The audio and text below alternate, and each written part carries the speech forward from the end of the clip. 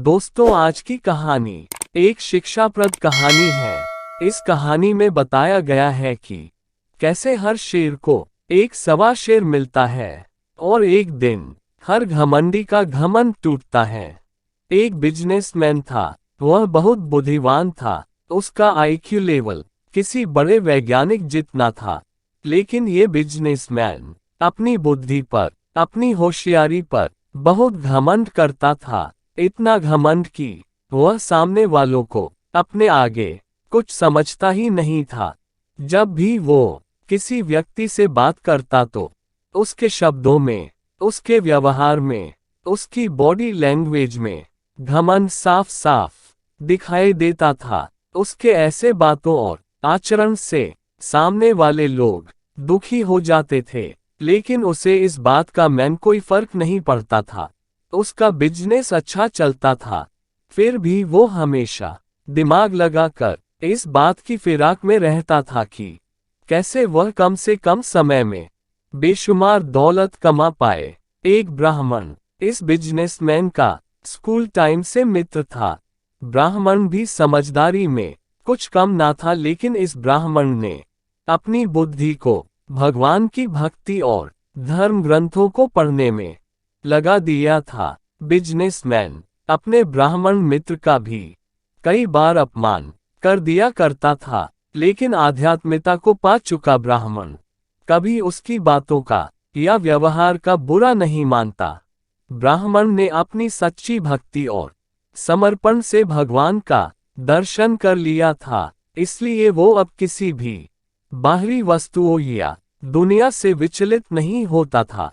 भगवान का साक्षात्कार कर चुके इस ब्राह्मण के पास कुछ अद्भुत शक्तियां भी आ गई थी, जिससे वह अपनी कल्पना शक्ति से कई सारी चीजों का सर्जन या विनाश कर सकता था। जब बिजनेसमैन को इस बात की खबर हुई तो उसने अपने ब्राह्मण दोस्त की शक्तियों का फायदा उठाने का सोचा। बिजनेसमैन तुरंत अपने मित्र ब्राह्मण के पास पहुंचा और किसी तरह से अपने दोस्त से अपने लिए कई सारे पैसे सर्जन करवा सके, इसके लिए युक्ति करने लगा। बिजनेसमैन ने अपने दोस्त से कहा, मुझे भगवान की सीमाओं के बारे बताओ और वो क्या क्या कर सकते हैं, इसके बारे में जानकारी दो। ब्राह्मण बोला, मेरे भगवान की कोई सीमा ही नहीं है। वह जो कर सकते हैं वह कोई नहीं कर सकता। उनके लिए पूरा समुद्र एक बूंद समान है, पूरा हिमालय एक कण समान है, हजारों वर्ष एक मिनट के समान है और करोड़ों रुपए एक रुपए के समान है। बिजनेसमैन इसी मौके की तलाश में था। जैसे ही ब्राह्मण ने पैसों की बात की तो बिजनेसमैन तुरंत ब्राह्मण से बोला, अगर ऐसी ही बात है तो मुझे अपने भगवान से बोलकर सिर्फ 1 रुपए दिला दो। बिजनेसमैन इनडायरेक्टली ब्राह्मण से बोल रहा था कि उसे करोड़ों रुपया चाहिए, जो उसके भगवान के लिए 1 रुपए के समान है। ब्राह्मण ने अपनी आंखें बंद की और ध्यान में बैठ गया।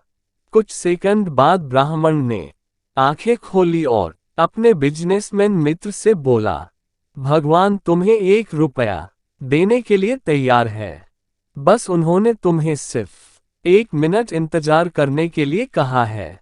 इस तरह से अपने आप को बहुत बड़ा 30 मार खान समझ रहे बिजनेसमैन को उसके मित्र ब्राह्मण ने उसी के तरीके से मात दे दी, क्योंकि भगवान के लिए करोड़ों रुपयों का मूल्य 1 रुपया है, तो हजारों सालों का मूल्य भी 1 मिनट की है।